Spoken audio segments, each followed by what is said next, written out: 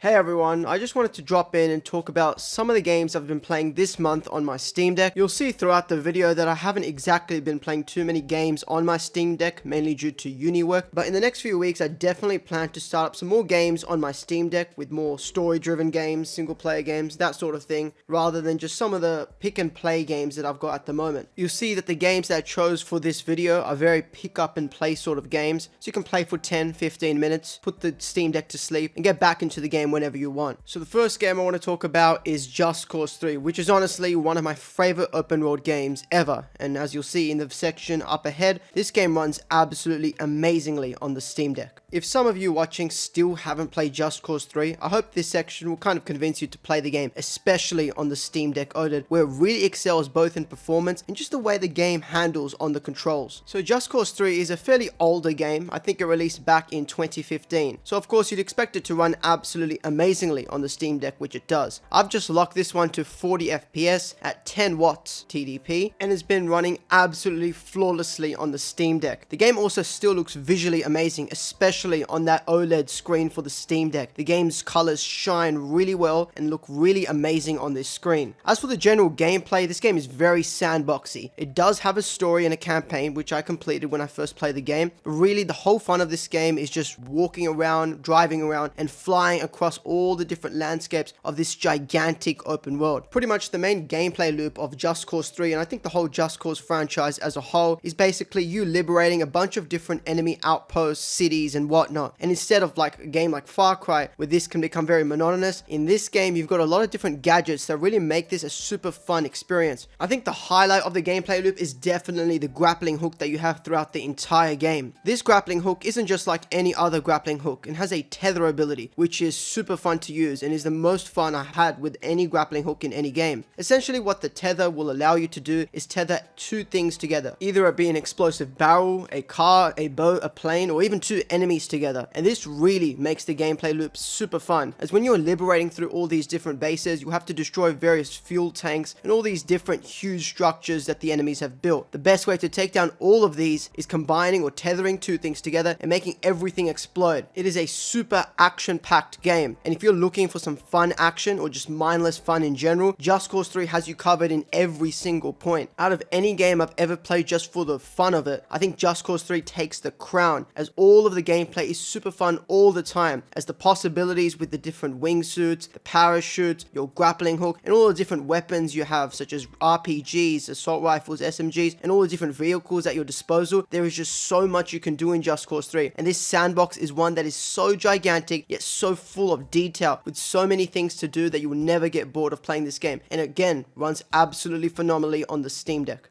The next game I'm going to talk about is one that I haven't played too much, but I did pick it up back in early access, I think in March of 2022 with my friend, but we only played an hour or two and just never got back to it for some reason. Finally, we've been getting back to the game, and this game is called Core Keeper. I've seen that the game has been absolutely blowing up with popularity due to its 1.0 release, and it's definitely for good reason. There is so much content in Core Keeper, and although me and my friend have only played a few hours, this is an absolutely fantastic experience across the board and works so well on the Steam Deck. Again, just like with Just Cause 3, I'm using a 40 FPS cap on this game with 10 watts TDP, which gives me about 4 hours of battery life, which is absolutely phenomenal. This game looks amazing on the Steam Deck as well, as it has a lot of bright colors that work really well on that OLED screen, and they are super vibrant, making the game look absolutely stunning everywhere you go. This game is basically reminding me of something like Terraria. It's a sandbox game. We're going to fight a bunch of different bosses, gather loot, craft, make your base, that sort of thing, with different NPCs and bosses that you can interact with throughout your journey. There is a lot of content in this game, and me and my friend have barely covered any of it. And if you're looking for a great sandbox game, and one that isn't Terraria, if you've played it a lot like me, then Core Keeper is definitely going to scratch that itch. And the performance and the controls on the Steam Deck are absolutely incredible. As you'll see in the gameplay, some of these biomes are absolutely stunning, and the gameplay loop here, just like Terraria, is super addictive, with all the different things you can craft and keep upgrading your gear, getting different armor sets and attacking all these different bosses, then again upgrading your stuff further, building your base, continuously doing this process over and over again. Core Keeper does this absolutely amazingly, and I cannot recommend this game enough. And I think it's pretty cheap as well, especially when it goes on sale, so I definitely recommend you pick this one up. And again, runs absolutely amazingly on the Steam Deck, and even if you want to tinker that a little bit and get a bit more battery life, you can definitely do that if you put it to a 30 FPS cap. Anyway, I highly recommend this game,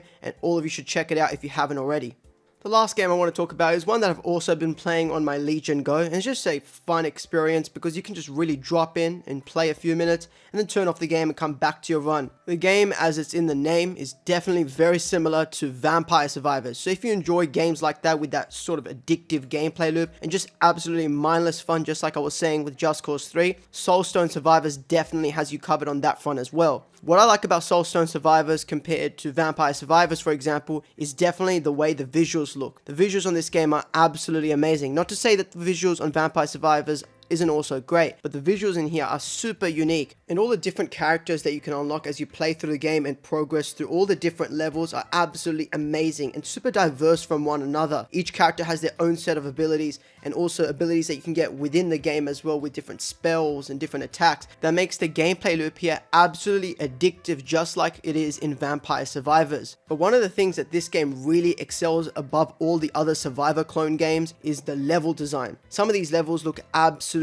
incredible, and when you pair that with the absolutely amazing effects that they've developed for this game with all the different spells and attacks, this game looks absolutely stunning on that Steam Deck OLED screen. This one you can easily run on 60 FPS with about 12 watts TDP, and it looks absolutely phenomenal on that OLED screen, as the effects of all the different spells and attacks of this game are definitely a lot better than many of the other Survivor games out there. And I think it gives this game its unique flair, especially when you pair that with all the different characters that you can continuously unlock as you play and as you progress through different levels that all look completely different from one another and may even change the way you play the game. The gameplay gets super chaotic, just like Vampire Survivors, so if you're looking for that sort of gameplay loop that Vampire Survivors provides, but in a different game with a different style and different attacks, then I definitely recommend this game to you. And even if you didn't like Vampire Survivors but just want a mindless fun game, I definitely recommend that you pick up Soulstone Survivors, and it's super cheap. I think it goes for $7 or $8 on the Steam store, and when it goes on sale it goes even cheaper than that. So this is definitely another game that I would highly recommend that you pick up and play if you want a mindless fun game,